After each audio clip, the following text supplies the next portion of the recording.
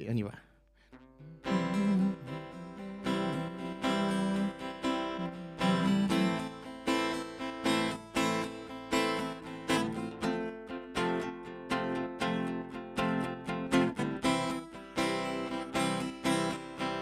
Dans la joie quand le soleil m'inonde, sur les monts où ta présence s'abonde. Oh. Je suis prêt.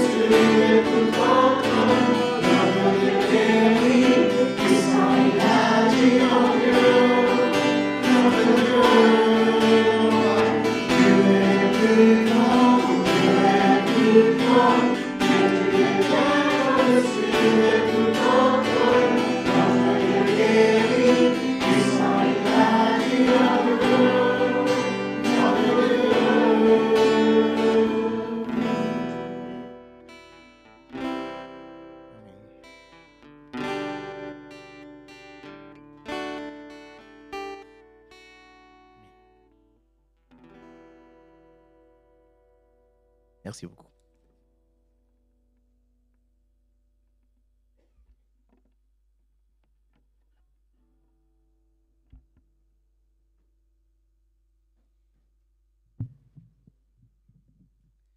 Alors, bonjour à tous. Je pense que j'ai vu déjà tout le monde, mais je vais vous redire encore bonjour. Donc, très content d'être avec vous. Et j'ai amené mon épouse avec moi, Julia, et mon fils, enfin un de nos fils, Zachary.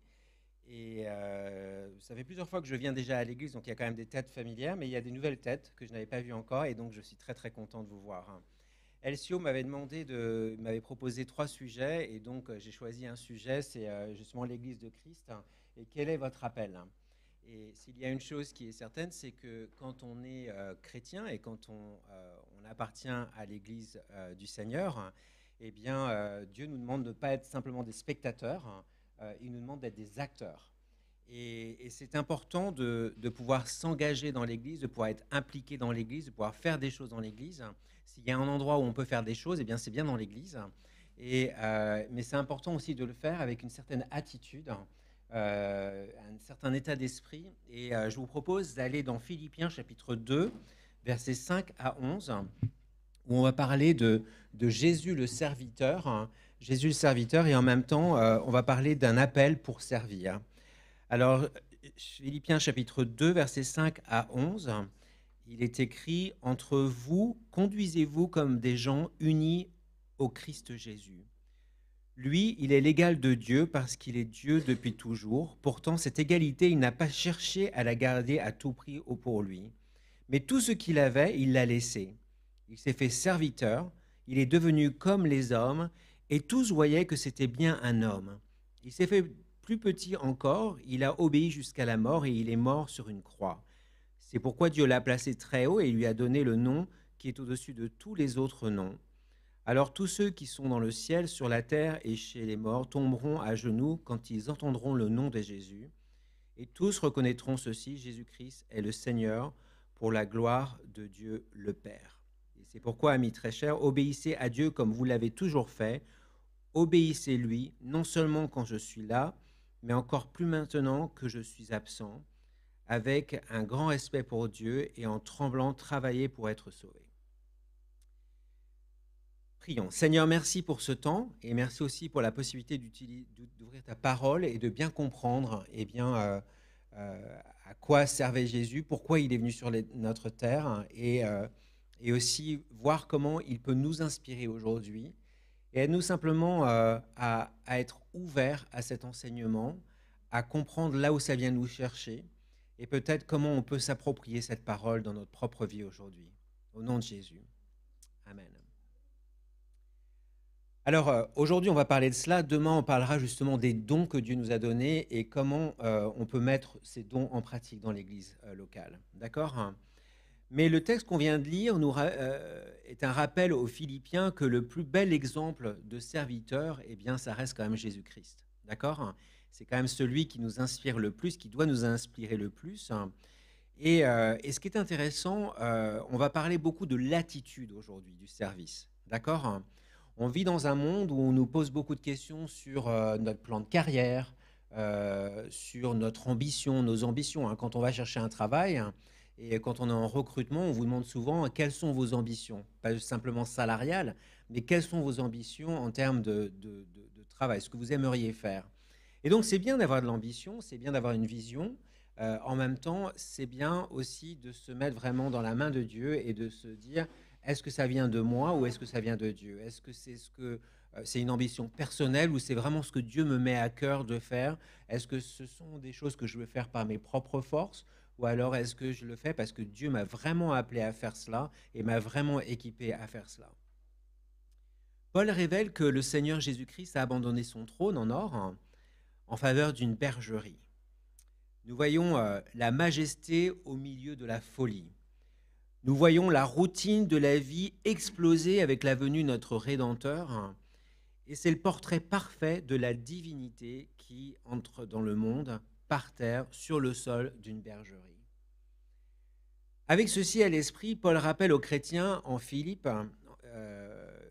que la vie chrétienne ne doit pas être une vie égocentrique. Ça ne doit pas être une vie qui est centrée sur soi. Elle doit être une vie dans laquelle on choisit de s'abandonner dans la volonté de Dieu au service des autres et à l'exemple de Christ. Ce passage parle du Seigneur qui s'est vidé de tout dans son incarnation, un Dieu qui devient finalement un homme dans la chair. Et c'est le passage classique de la Christologie du Nouveau Testament, voulant dire que Jésus est le Christ, il est oint par Dieu, il est le sauveur de l'humanité et le Messie prophétisé. Alors ce qui est intéressant, c'est de voir l'attitude de Christ. On le voit dans le verset, dans ce passage, hein, et on voit selon le verset 3 qu'il est écrit « les autres hein ». La vérité clé de ce chapitre, ce sont les autres. On voit hein, dans le verset 3, il dit « ne faites rien pour passer devant les autres ». Qu'est-ce que vous avez tendance à voir quand vous allez à une caisse au supermarché, qui a une longue queue et que vous êtes dans les premiers, vous êtes le numéro 2 à passer à une caisse et il y a une autre caisse qui s'ouvre, qu'est-ce qui se passe? Ceux qui sont à l'arrière, hein, qui viennent juste d'arriver à la queue, qu'est-ce qu'ils vont faire? Ils vont courir à l'autre, alors que ça pourrait être tellement plus sympa de dire « vous étiez en premier, allez, passez de l'autre côté ». Qu'est-ce qu'on a tendance à faire? C'est qu'on a tendance à vouloir être les premiers, n'est-ce pas? Et on le voit dans ce passage, c'est que les autres, c'est la chose la plus importante. Les yeux du croyant ne sont pas tournés sur lui-même, mais elles sont concentrées sur les autres. Jésus-Christ est l'exemple ultime du désintéressement de lui-même.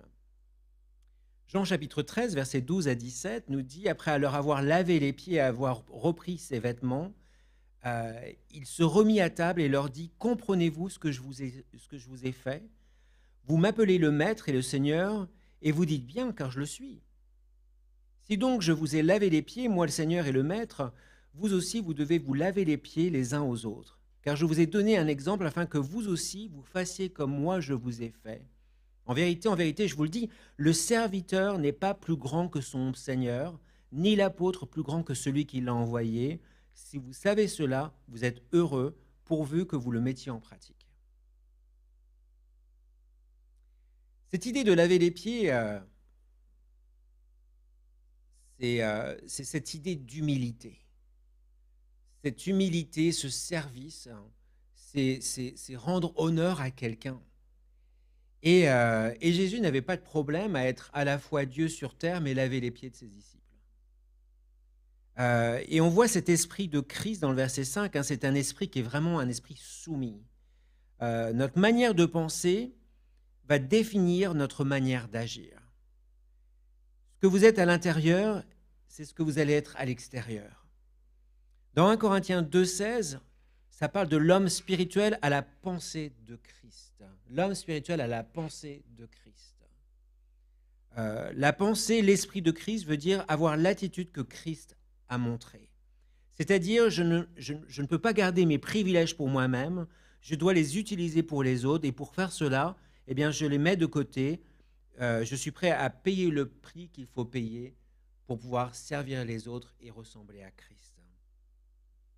C'est intéressant, je viens de sortir de 3 jours de retraite spirituelle avec les grands dirigeants, enfin les grands dirigeants, non, je reprends ça, avec les dirigeants clés du monde évangélique français. Ce sont tous des présidents d'union d'église, des gens qui sont très impliqués dans les décisions du monde évangélique français. Et on s'est rencontrés, et qu'est-ce qu'on a fait? On a passé 2 jours et demi à juste lire la Bible, étudier la Bible par nous-mêmes, mais aussi en groupe, à prier par nous-mêmes, mais aussi en groupe. Et en fait, au lieu de penser à des stratégies, au lieu de penser à des visions, au lieu de penser à des choses qu'on pouvait faire, on s'est dit, bah, on va se centrer simplement sur Dieu, sur Christ. Et c'était impressionnant parce qu'on est tous arrivés des 4 coins de France. Moi, j'arrivais de Bretagne après 6 heures et quelques de route. Et franchement, pour être honnête, j'avais pas trop envie d'y aller, quoi. Mais quand je suis arrivé là-bas et que j'ai commencé à lire la Bible, quand j'ai commencé à étudier la Bible pour moi, quand j'ai commencé à parler à Dieu seul avec lui, et quand on a commencé à se mettre à groupe et partager les choses, qu'est-ce qui s'est passé? C'est qu'on avait vraiment, on avait oublié qui on était, on avait oublié pourquoi on faisait les choses, on avait oublié nos passions, les passions de notre vie, on avait oublié toutes les choses qu'on voulait mettre en place dans notre union d'église, et en l'occurrence pour moi à Perspective, pour penser simplement l'église une, l'église de Jésus. Et c'est impressionnant comment, quand on s'oublie et qu'on met Christ en premier dans notre vie, eh bien, on n'est plus là pour nous-mêmes, on n'est plus là par obligation, on le fait parce qu'on veut être comme Christ et on veut servir les autres comme Christ. Donc il y a vraiment cette importance d'être l'homme spirituel à la pensée de Christ. Si on revient à Philippiens 2,5, il est bon de se poser la question, que veut dire avoir la pensée qui était en Christ? Et donc on le voit dans les versets 6 à 8 où il est écrit, je vais le lire, lui, il est l'égal de Dieu parce qu'il est Dieu depuis toujours. Pourtant, cette égalité, il n'a pas cherché à la garder à tout prix pour lui. Mais tout ce qu'il avait, il l'a laissé et il s'est fait serviteur. Il est devenu comme les hommes et tous voyaient que c'était bien un homme. Dans le verset 8, il est écrit, il s'est fait plus petit encore, il a obéi jusqu'à la mort et il est mort sur une croix. Donc on voit qu'il avait la condition qui était celle de Dieu. Jésus était Dieu. Jésus était éternellement Dieu. Ça met l'accent sur la nature de la personne, son état ou sa condition continue. Quand on voit qu'il avait la condition qui était celle de Dieu, eh bien, ça dénote l'essentiel, le caractère même de quelque chose qui ne change jamais, ce qui est à l'intérieur et à propos de lui. 2 Corinthiens 4, verset 4 nous dit « Christ qui est l'image de Dieu ». Jean 1,18, personne n'a jamais vu Dieu. Dieu, le Fils unique, qui est dans le sein du Père, lui, l'a fait connaître. Il est l'image du Père. Quand je me regarde dans le miroir, je sais que c'est moi. Je sais que c'est Patrice. C'est pas Elcio, hein, heureusement. C'est moi. Et donc, il fait connaître Dieu le Père grâce à sa présence sur cette terre. Et on voit que Jean veut dire que tout ce que Jésus est et fait, interprète et explique qui est Dieu et ce que Dieu fait. Et j'aime cette idée que ce qu'on fait, ce qu'on est, représente Dieu sur terre, comme Jésus. Ce qu'on fait, ce qu'on est quand on est à l'église, quand on est dans le culte, enfin, peu importe ce qu'on fait, on représente Dieu sur cette terre. Jean 14, versets 8 à 10 nous dit, Philippe lui dit, « Seigneur, montre-nous le Père et cela nous suffit. » Jésus lui dit, « Il y a si longtemps que je suis avec vous et tu ne m'as pas connu, Philippe? Celui qui m'a vu a vu le Père. Comment dis-tu, montre-nous le Père? Ne crois-tu pas que je suis dans le Père et que le Père est en moi? Les paroles que je vous dis ne viennent pas de moi-même. Le Père qui demeure en moi accomplit ses œuvres. Et donc, connaître Jésus, c'est connaître Dieu.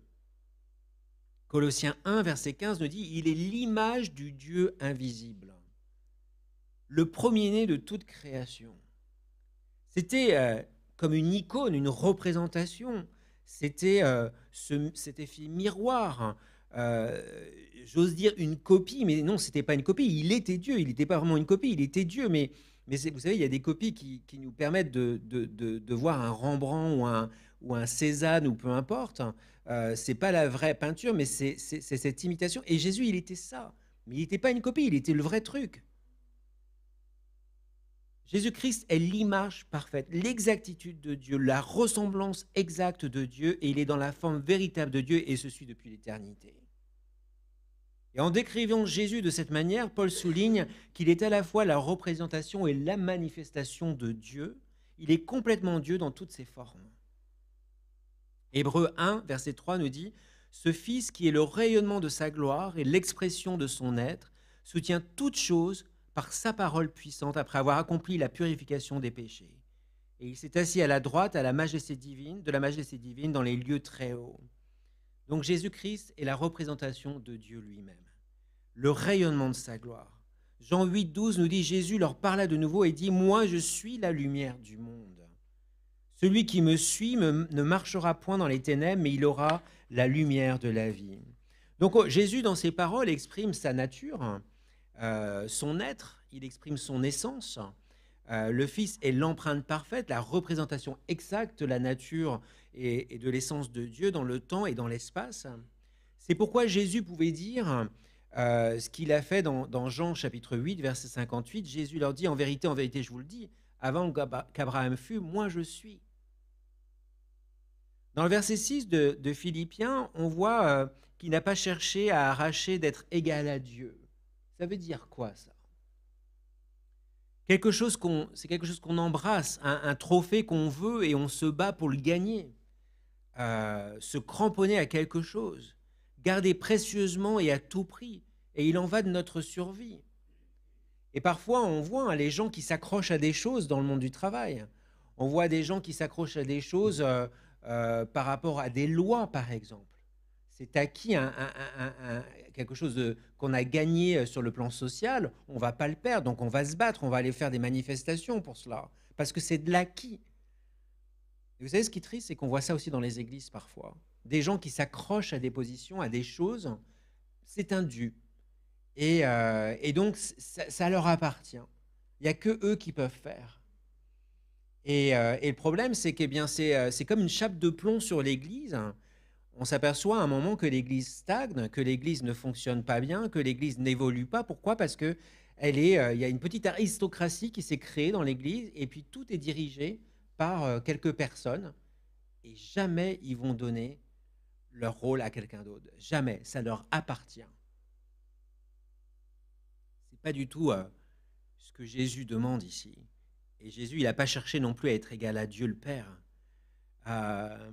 Même si Christ avait tous les droits, tous les privilèges, tous les honneurs par sa divinité qui lui revenait, son attitude de ne pas s'accrocher à ces choses, à sa position, mais plutôt d'y renoncer pour une saison. Il n'y avait pas de problème pour lui. Il connaissait à l'avance ce que le coût du salut, la rédemption, allait être, et il avait le désir de mettre ses privilèges de côté pour sauver le monde.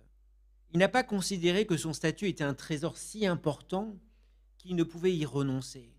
Et Jésus ne pensait pas à lui-même, il pensait aux autres. Ça, c'est l'esprit de Christ, la pensée qui était en Christ. Il n'a pas cherché à être égal, ça définit quelque chose semblable en nature, en quantité, en qualité, en valeur. Quand vous allez échanger de l'argent, parce que quand vous allez au Royaume-Uni, vous voulez avoir ce que vous avez en livres sterling, ce que vous avez déposé en euros, n'est-ce pas? Vous voyez quelque chose d'égal, parce que sinon, vous vous faites léser. Quand vous achetez une voiture, vous voulez en avoir pour votre argent, n'est-ce pas? Parce que sinon, vous vous faites léser. Dans tous nos échanges, dans tous les trades, tous les échanges qu'on peut faire, on veut on veut une égalité parce que sinon on se fait léser. Et Jésus, il n'a pas cherché ça en fait. Dans tous les sens, Jésus était égal à Dieu, il le revendiquait pendant son ministère sur terre, tout en prenant la forme d'un homme et entrant par la plus petite porte qu'il soit dans le monde. C'est intéressant de faire le contraste entre Jésus, entre Lucifer et Adam, par exemple. Il y en a un qui parle de je, et Jésus il parlait de il, lui, Dieu le Père. Ce qui est intéressant aussi dans le verset 7, c'est qu'on voit, il présente ce qu'il a fait. Hein. Il s'est dépouillé en prenant la condition d'esclave, en devenant semblable aux hommes.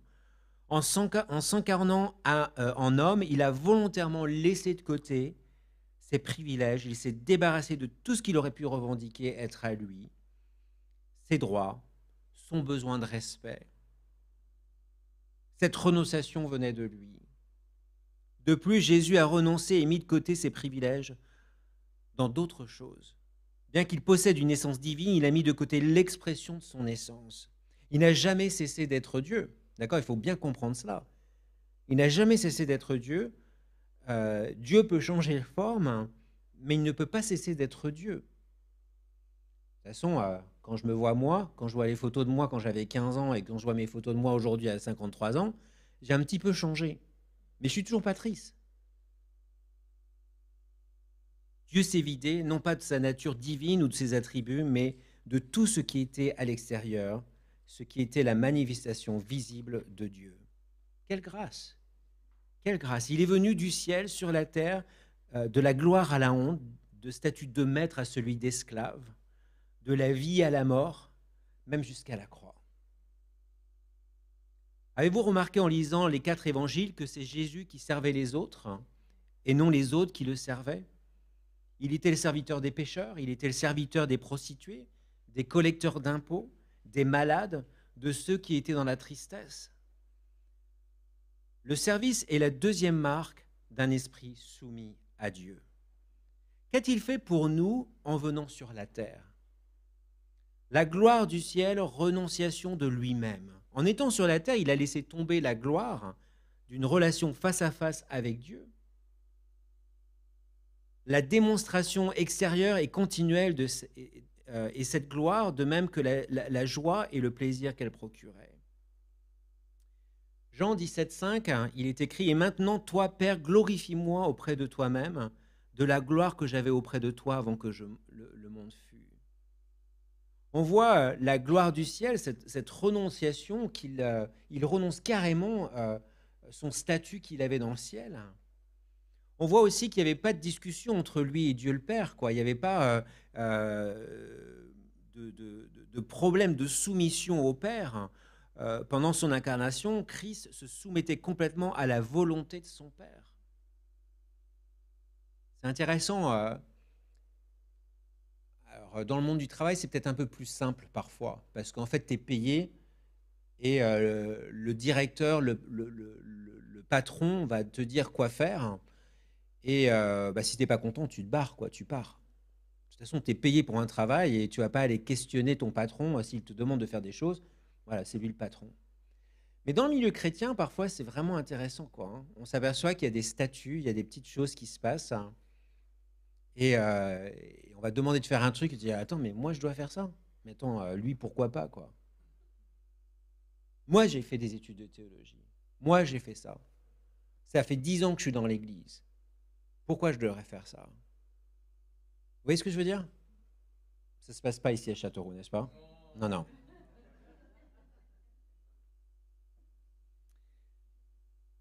Matthieu 26, verset 39 nous dit « Puis il s'avança un peu, se jeta la face contre terre et pria ainsi « Mon Père, s'il est possible que cette coupe s'éloigne de moi, toutefois, non pas comme je veux, mais comme tu veux. » J'aime cette attitude de cœur.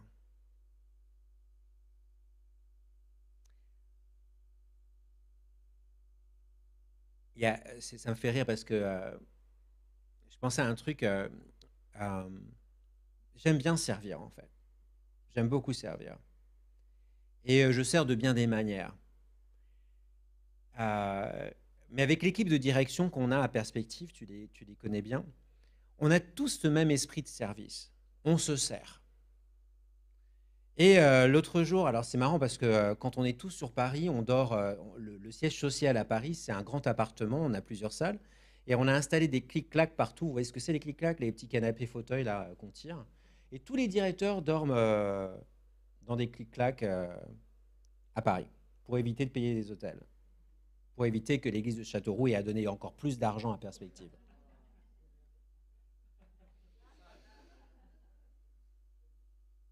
Donc on dort sur des clics-clacs.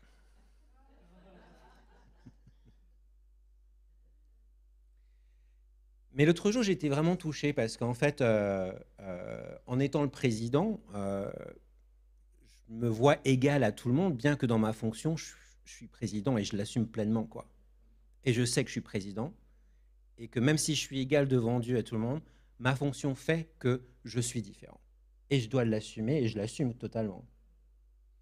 Mais l'autre jour, il y a... Et donc, on est toujours là en train de se servir les uns les autres. Et l'autre jour, j'étais hyper touché parce que un des directeurs, donc on se fait notre petite popote dans le bureau, et puis il se fait un petit déjeuner, et puis moi j'étais déjà au travail à je sais pas quelle heure du matin, sur mon ordinateur, machin, et puis là, il m'amène un œuf avec une tranche de jambon, mon café à mon bureau, et j'étais hyper touché, quoi.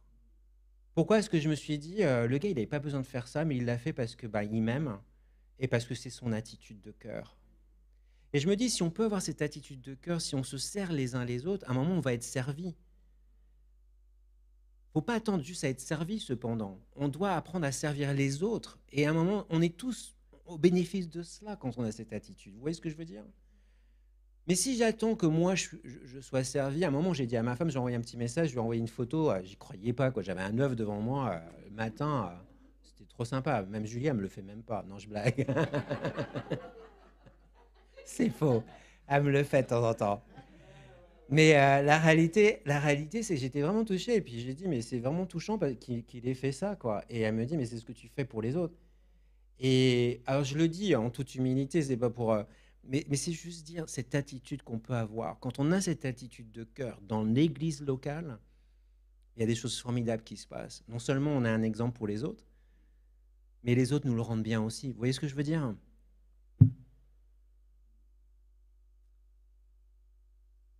Quand je vois Jésus qui, voilà, il dit, Seigneur, enfin, Père, si tu pouvais juste éloigner cette coupe, ce serait mon souhait. Mais finalement, en finalité, tu fais ce que tu veux, quoi. Et il dit, non pas comme je veux, mais comme tu veux. Et vous imaginez la souffrance dans laquelle il était à ce moment-là quand il est sur la croix. Il aurait pu se mettre en colère contre le Père. Il dit, tu vas pas de l'enlever cette coupe là, purée, sérieux, comme tu veux. Il n'y avait pas de conflit entre la volonté divine et ses désirs. Jean 5,30 nous dit, moi, je ne veux rien faire par moi-même. Selon ce que j'entends, je juge. Et mon jugement est juste parce que je ne cherche pas ma volonté, mais la volonté de celui qui m'a envoyé. Jean 5, versets 19 à 20, Jésus leur répondit donc, en vérité, je vous le dis, le Fils ne peut rien faire par lui-même, mais seulement ce qu'il voit faire au Père. Et tout ce que le Père fait, le Fils aussi le fait également, car le Père aime le Fils et lui montre tout ce qu'il fait. Et il lui montrera des œuvres plus grandes que celles-ci avant que vous soyez dans l'étonnement. On voit ces richesses éternelles, sacrificielles. Pendant qu'il était sur terre, Jésus était pauvre et ne possédait pas grand-chose finalement. Et pourtant, il possédait tout. 2 Corinthiens 8, 9, car vous connaissez la grâce de notre Seigneur Jésus-Christ qui pour vous s'est fait pauvre de riche qu'il était, afin que par sa pauvreté vous soyez enrichis. On voit cette relation favorable avec Dieu le Père, où il se substitue. Il ressentait la colère de Dieu envers le péché de l'homme pendant qu'il était sur la croix, et on voit que dans Matthieu 27, verset 46, Jésus a dit, mon Dieu, pourquoi m'as-tu abandonné ?» Christ, à ce moment, ressentait l'abandonnement et le désespoir qui résultent du déversement de la colère divine de Dieu sur lui, celui qui portait les péchés du monde. Beaucoup d'entre nous sommes prêts à servir les autres si cela ne coûte rien. Si ça coûte rien, je veux bien servir. Si ça ne me prend pas trop de temps, je veux bien le faire. Si je n'ai pas besoin de mettre la main à la poche, je veux bien le faire. Pour en revenir à cette réunion du réseau FEF, où on était les dirigeants des unions d'église, où on commençait à se dire ça n'a aucun sens que par exemple Perspective travaille sur des formations pour les bénévoles, alors que les AEI ont le même besoin, que les baptistes ont le même besoin, que les frères ont le même besoin au niveau des CAEF. Pourquoi on ne se mettrait pas à travailler ensemble sur la formation interne plutôt que de reproduire la même chose partout, où finalement on épuise les gens avec les trucs qu'on fait, on dépense 4 fois plus d'argent alors qu'on devrait mettre notre argent en commun et puis travailler ensemble. Vous voyez ce que je veux dire, hein? On est en train de réfléchir à Perspective, comment faire des implantations dans le sud-ouest, parce que dans notre carte de France, Perspective, on a des églises partout, Perspective, sauf dans le sud-ouest. Mais est-ce que c'est intelligent de se dire qu'il faut absolument qu'on implante des églises dans le sud-ouest si on ne questionne pas les autres unions d'églises qui en ont peut-être? Vous voyez ce que je veux dire? Des fois, on fait des trucs, mais bêtes, mais c'est pas possible. Ah, on est bête, hein.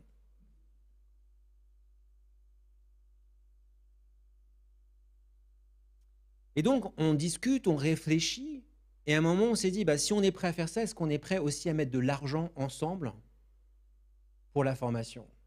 Et là, tu touches au porte-monnaie. Et là, tout le monde est d'accord, hein, jusqu'à ce que tu commences à parler d'argent. Bah, il y a 5 minutes, on était tous d'accord. Mais est-ce qu'on est prêt à mettre de l'argent sur la table pour que ça se passe?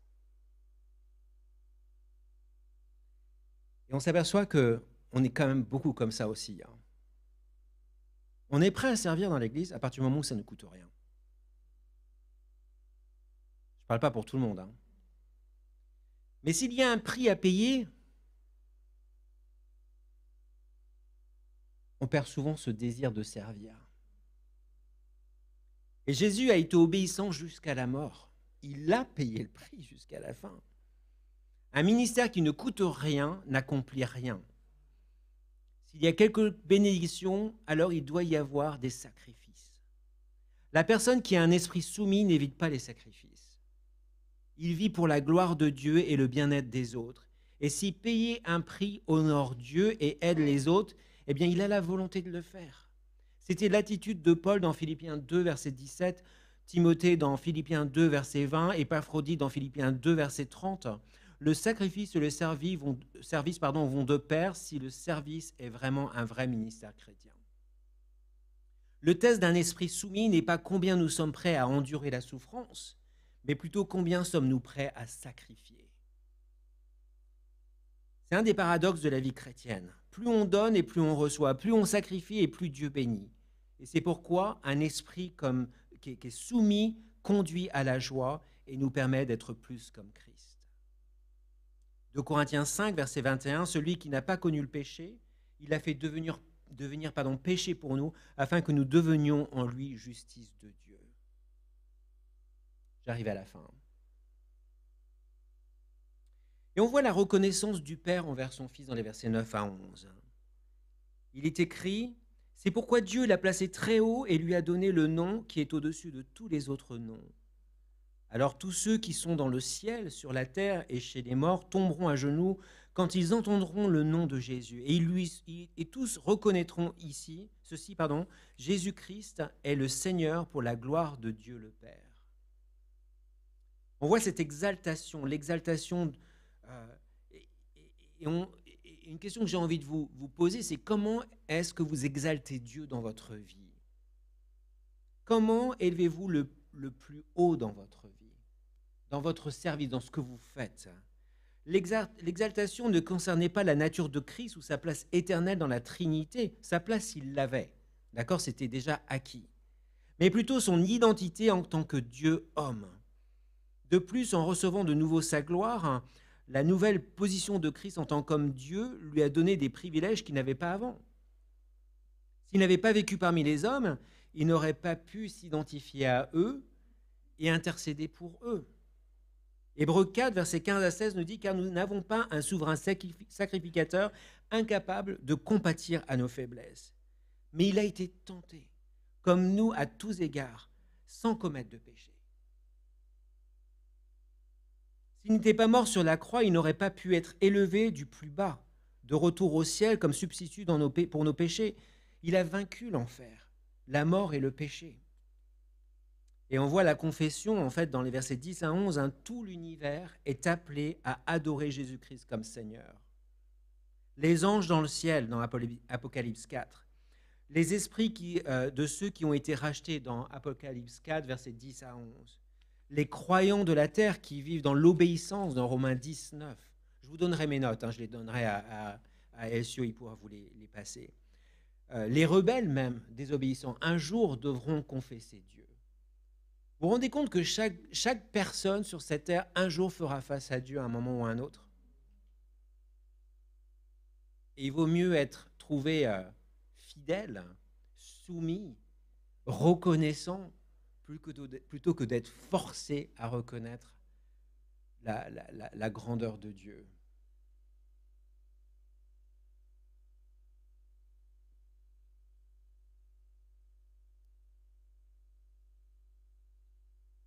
Cette idée de confesser, c'est de reconnaître, d'affirmer, d'être d'accord. Certains de leur propre volonté, et il y en a d'autres qui seront forcés de confesser la grandeur de Dieu. Moi, je préfère faire les choses de moi-même plutôt que d'être forcé de le faire. C'est un peu plus douloureux de devoir faire des choses plutôt que de le faire avec la bonne attitude, n'est-ce pas? Plus de 20 fois dans le Nouveau Testament, Dieu nous instruit à comment vivre les uns avec les autres. Romains 12, verset 10, il est écrit « Par amour fraternel, ayez de l'affection les uns pour les autres. » Vous avez de l'affection les uns pour les autres?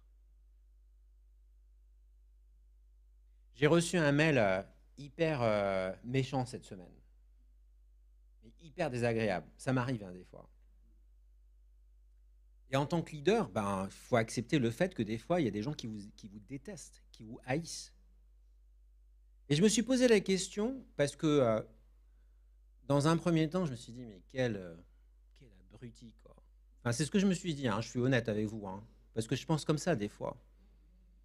Je me suis dit, mais quel abruti, quel idiot. Franchement, mais il n'a rien compris, ce mec. J'étais plus loin, c'est que quand j'étais dans ces 2 jours et demi de prière, je me suis posé la question, est-ce que je l'aime ou je le déteste? Parce que vraiment, c'est un abruti.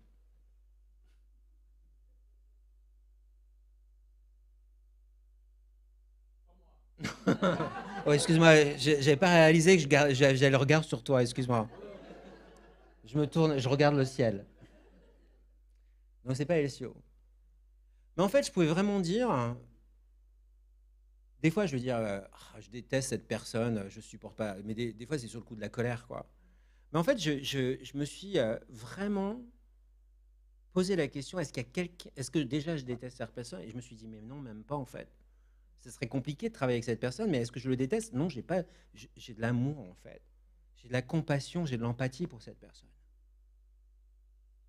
Et vous voyez, quand j'étais plus jeune, mon grand-père m'a fait des choses qui m'ont détruit pendant des années. Et en fait, quand j'ai pu en parler à ma famille, tout le monde était choqué, certains m'ont pas cru. Et en fait, quand il est parti, quand on m'a dit il est sur son lit de mort, est-ce que tu veux venir le voir? La première chose que j'ai fait, j'habitais aux États-Unis, j'ai pris un avion et j'ai traversé l'Atlantique et je suis allé le voir. Et j'avais juste de l'amour en fait pour lui, de la compassion. Et je me suis dit, ce passage, par amour fraternel, ayez de l'affection les uns pour les autres, je me dis, je peux vraiment avoir de l'affection. J'ai vraiment de l'affection les uns pour les uns et les autres, en fait. Et des fois, on peut me faire un mal fou, et j'ai quand même, malgré tout, de l'amour et de l'affection. Et je remercie Dieu parce qu'il n'y a que Dieu qui peut nous donner ça. Et je pense que c'est l'attitude de Christ qu'on doit tous avoir dans l'Église. Il y a des gens, ils sont chiants, Sérieux, ils sont super difficiles à aimer, quoi. Mais si on est à Christ, on doit avoir cet amour que Christ a. Et ce qu'on fait, on ne le fait pas pour les gens, on le fait pour lui. On le fait pour Dieu parce que Dieu est amour. Et on doit avoir cette même chose à l'intérieur de nous. Par honneur usé de provenance réciproque. 1 Thessaloniciens 5, verset 11 nous dit « Exhortez-vous mutuellement et édifiez-vous les uns les autres comme vous le faites déjà. » Pas évident d'édifier les uns et les autres. Je n'ai pas toujours cette attitude, mais je dois aspirer à ça. Galates 6, verset 2 dit « Portez les fardeaux des uns et des autres et vous accomplirez ainsi la loi du Christ. » Pas évident de porter les fardeaux des uns et des autres. Il y en a certains, on a l'impression qu'il n'y a que des fardeaux, quoi. Et tu te dis, mais est-ce qu'il y a un coin dans leur vie où il y a quelque chose qui est autre chose que des fardeaux? À un point où vous les voyez, vous faites un grand détour pour éviter les fardeaux. Vous voyez ce que je veux dire? Et pourtant, le passage nous dit, portez les fardeaux des uns et des autres. Et vous accomplirez ainsi la loi du Christ.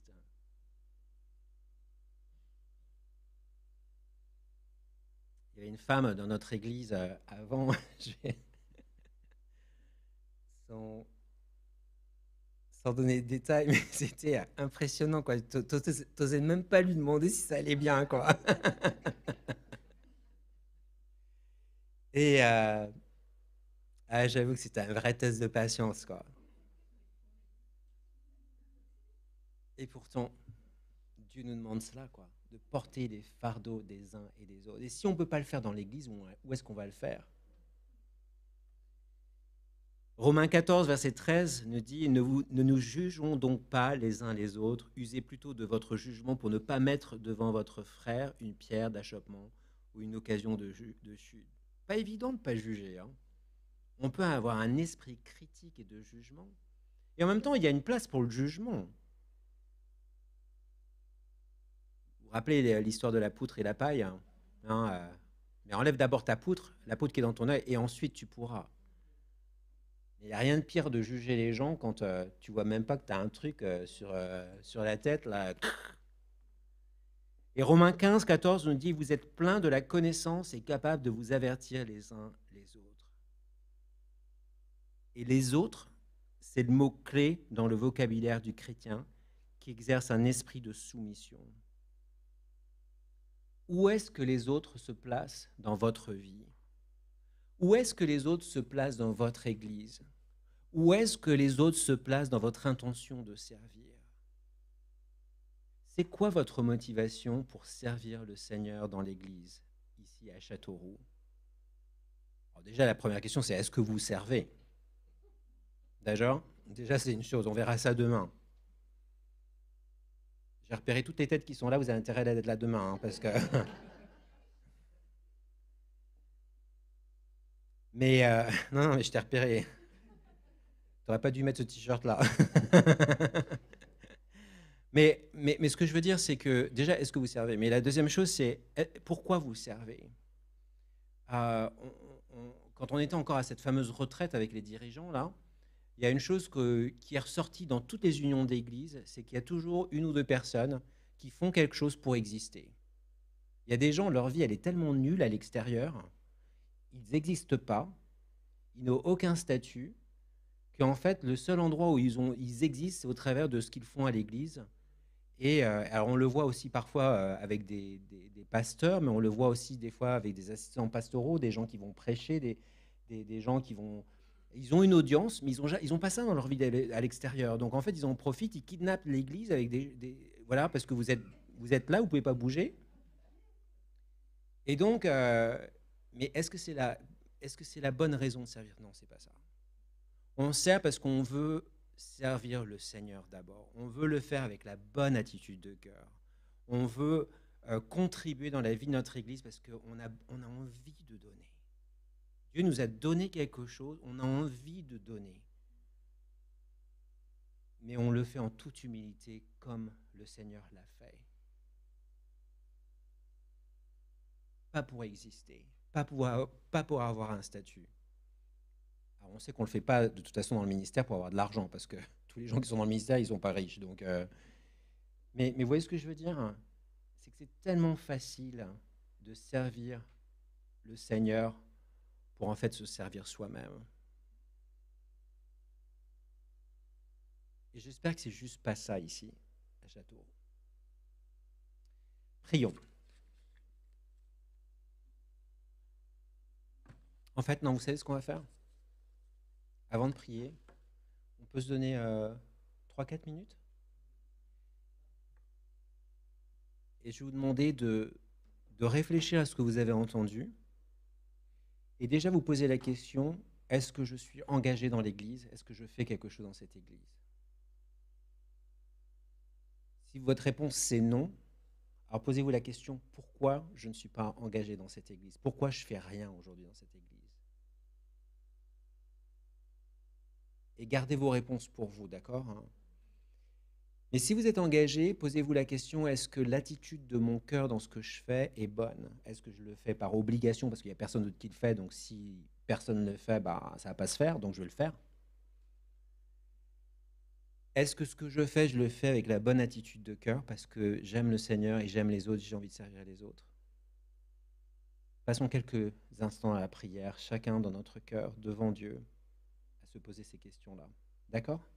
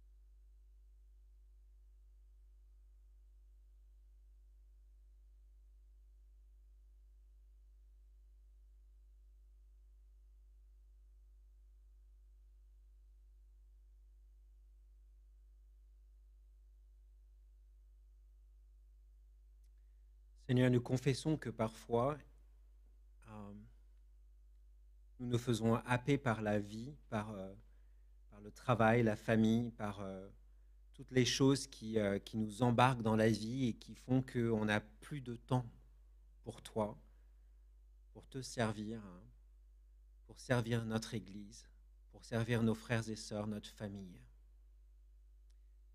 Parfois, on confesse aussi que quand on te sert avec les mauvaises motivations, avec les mauvaises intentions. Parfois, c'est juste pour remplir les trous parce que si on ne le fait pas, eh bien, personne ne va le faire. Et donc là, on se voit comme indispensable. Parfois, c'est parce qu'on a envie d'exister au travers de ce qu'on fait dans l'Église, d'avoir une certaine identité, une reconnaissance. Et parfois, tout simplement, on te sert parce qu'on a envie de te servir, on a envie de servir les autres.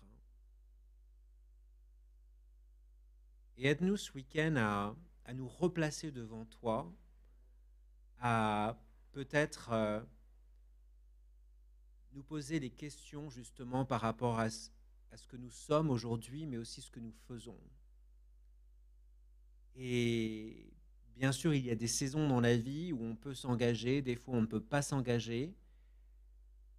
Mais en même temps, ce qui était formidable, c'est de voir que Jésus était Dieu sur terre, homme, et il n'a pas hésité à servir les autres, à s'humilier jusqu'à la mort pour te servir toi, Père. Et aide-nous à avoir cette attitude, Seigneur, à avoir cette humilité, à avoir cet amour pour toi, à avoir cette envie de nous soumettre à toi. Aide-nous, Seigneur, à pouvoir ralentir parfois pour pouvoir t'entendre, t'écouter, pouvoir étudier ta Bible. Et qu'au travers de ta parole et de ton esprit, tu puisses nous montrer là où nous pouvons justement nous impliquer. Alors ça peut être dans l'Église, et ça peut être aussi à l'extérieur de l'Église, là où on travaille, dans notre voisinage, dans la communauté où tu nous as placés. Mais Seigneur, aide-nous à être responsables, à être des acteurs et pas juste tout le temps recevoir. Parfois, on peut avoir cet œil critique en disant, mais l'Église grandit pas, les gens viennent pas au Seigneur. Oui, mais c'était quand la dernière fois que tu as partagé l'Évangile avec quelqu'un? C'était quand la dernière fois que tu as parlé de ta vie avec Jésus? C'était quand la dernière fois que tu as parlé juste tout simplement de Dieu avec quelqu'un, de ta foi? C'était quand la dernière fois que tu as même mentionné un passage biblique sans même dire que c'était la Bible, hein? Peu importe. Et des fois, c'est vrai que on constate qu'il n'y a pas grand-chose qui se passe, mais en même temps, si on est honnête avec nous-mêmes, il n'y a pas grand-chose qu'on fait non plus. Et donc, il ne faut pas s'attendre à ce qu'il y ait grand-chose qui se passe si on ne fait rien. Alors aide-nous, je te prie, Seigneur, à vraiment avoir cette attitude de cœur qui était celle de Jésus sur la terre, avoir l'humilité, à vouloir obéir, à vouloir servir, à vouloir aimer les uns et les autres, peu importe. Aide-nous, je te prie, Seigneur.